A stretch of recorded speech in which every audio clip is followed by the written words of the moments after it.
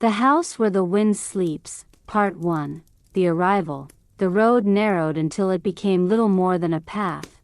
Tired trees leaned in close, branches reaching like they wanted to whisper secrets to her as she passed. She had driven for hours, past signs she didn't read, through towns that seemed half asleep, and when the paved roads ended, she kept going, not entirely sure why. It wasn't on the map. She wasn't following directions. Only a feeling. Like a memory she couldn't place. The sky was soft and pale when she first saw the cottage. It sat at the edge of the land, where the earth dipped into the sea, a place where even the wind seemed to hesitate before continuing on. It wasn't a grand house, just a quiet one. Its windows were fogged, even though the day was dry. The front door was half open, the kind of open that felt intentional, like someone had left it that way. For her, she stepped out of the car. The air smelled of salt and lavender. The sea murmured somewhere nearby, a constant hush like a deep exhale, and the gravel beneath her shoes crunched softly, as if trying not to disturb the silence. The house didn't feel abandoned, it felt paused, like someone had simply stepped away for a moment. The door opened fully when she touched it, not with a creak, but a sigh. Inside, the light was warm. Dust floated in golden shafts across the floor. There was a chair pulled out from the table. A mug already set out. The kettle on the stove was still warm. She should have felt afraid, but she didn't. Instead, she felt something else entirely, like something lost had finally found its way back to her, like the air itself remembered her name. She walked through the cottage in silence. Each room greeted her like a familiar friend. The wallpaper was faded, but soft. The wooden floor didn't groan, it murmured. Pictures hung slightly crooked on the walls, but they looked at her kindly. She didn't unpack. She didn't need to. There was nothing to claim. The House Where the Wind Sleeps, Part 2. The Quiet Awakening. The morning light filtered gently through the curtains, painting soft stripes across the wooden floor. She woke slowly, as if stepping out from a dream that was both familiar and strange. There was no rush here. No pressing need to check her phone or plan her day.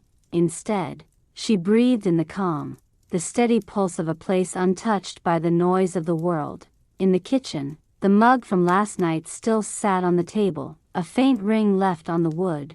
She filled it with fresh tea from the kettle, watching the steam curl like smoke from a forgotten fire. Outside, the sea whispered again. But today, it seemed closer.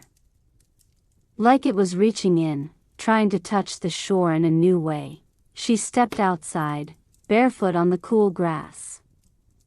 The breeze was mild, carrying hints of salt and wildflowers. The trees no longer seemed tired, but awake, standing tall, their branches stretching toward the sky like fingers grasping for sunlight.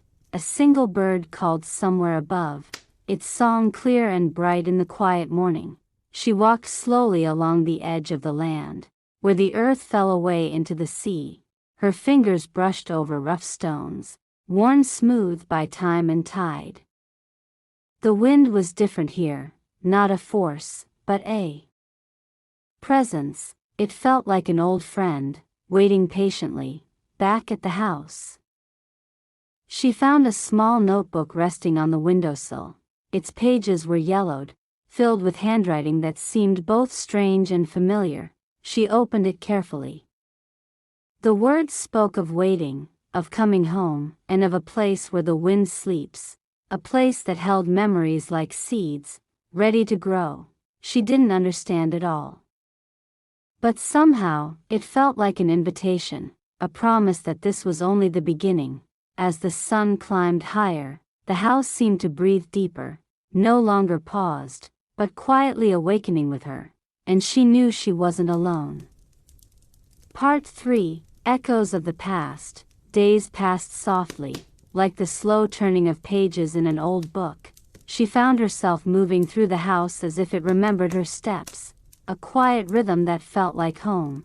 In the evenings, the wind carried voices, faint, like whispers caught between worlds. She couldn't make out the words, but they weren't frightening. They were stories. Echoes of lives that had brushed this place before her. One night, she discovered a worn photograph tucked inside a drawer. It showed a family, smiling, sunlit, frozen in a moment long gone. Their eyes seemed to follow her, familiar and distant all at once. The house held memories, layers folded into the walls like faded wallpaper. She felt the weight of those memories, but not as a burden, more like a gift, a connection to something larger than herself. Sometimes, when the wind grew still, she could hear her own heartbeat mixing with the house's breath, a quiet song, ancient and new. Outside, the sea roared softly, as if reminding her that time moved in waves. She was part of this story now, a link in the chain. She didn't know how long she would stay. But she was no longer just a visitor, she was becoming a keeper of the house where the wind sleeps. Part 4. The locked room. It had always been there, at the end of the narrow hallway, a door she hadn't tried, not because she was afraid, but because the house hadn't invited her to open it. Not yet, until today. The air was different this morning, still gentle, still warm, but carrying something beneath it, a pull. A shift, as though the house had turned a page. She walked the hall with slow steps, her fingers grazing the wallpaper. It was slightly peeled near the floor, revealing an older layer beneath, a darker pattern, swirling like sea foam under moonlight. When she reached the door, she noticed it wasn't locked. Not really, just closed, and waiting. The knob was cold in her hand, not unpleasant, just unfamiliar. The room opened with a sound like held breath. Inside, dusty shelves, heavy with forgotten books, a writing desk, scratched and ink-stained, curtains that hadn't moved in years. And in the center, under a cloth, a mirror. She pulled the cloth away, slowly. The glass was cloudy, but her reflection came through. Except it wasn't quite her. It looked like her, but older. Or younger. Or remembering something she didn't know she'd forgotten. The reflection tilted its head a moment before she did. She reached out. The mirror stayed cool beneath her palm. But behind the glass, her other self smiled. And then was gone. She stepped back, heart steady, but changed. The room didn't feel hidden anymore. It felt revealed. Something old had awakened, and whatever it was, it had been waiting for her to be ready. Part 5. Whispers in the walls. The days stretched long and quiet, but the house was no longer silent. Soft sounds echoed through the walls, whispers she could almost understand. Sometimes they spoke in her name. Sometimes they sang songs she didn't remember learning. She wandered the rooms, tracing her fingers along the faded wallpaper, listening to the murmurs beneath the creaks of the floorboards. The mirror from the locked room stayed covered now, but its image lingered behind her eyes, a shadow she couldn't shake. One evening, as the sun dipped low, she found an old key taped beneath a loose floorboard. Its metal was cold and rough, worn smooth in places by time. She didn't know what it opened, but somehow she knew it was important. That night, the wind rose suddenly, not a gentle lullaby, but a fierce, urgent song. It rattled the windows and whispered through the cracks like a warning. She held the key tight, her breath steady but heart racing. The house was waking fully now, and it was calling her deeper inside. Part 6. Beneath the floorboards, the key felt heavy in her palm, a weight of forgotten stories and unseen doors.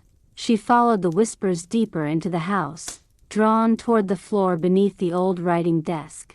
With trembling hands, she lifted a loose floorboard. The air beneath was cool and smelled faintly of earth and salt. Beneath the boards lay a small, hidden compartment. Inside, folded carefully, was a bundle of letters tied with faded ribbon. She unfolded the top letter and began to read, words written in a careful, looping hand, telling of a love that had waited through years and storms, and a promise to protect a secret that only the wind could carry. Her heart quickened. This was the story the house had been holding all along. Outside, the wind rose again, a chorus now, louder, almost speaking. She closed the letter and looked around the room, feeling the house breathe with her. She was no longer just returning. She was becoming part of the story, a guardian of the house where the wind sleeps.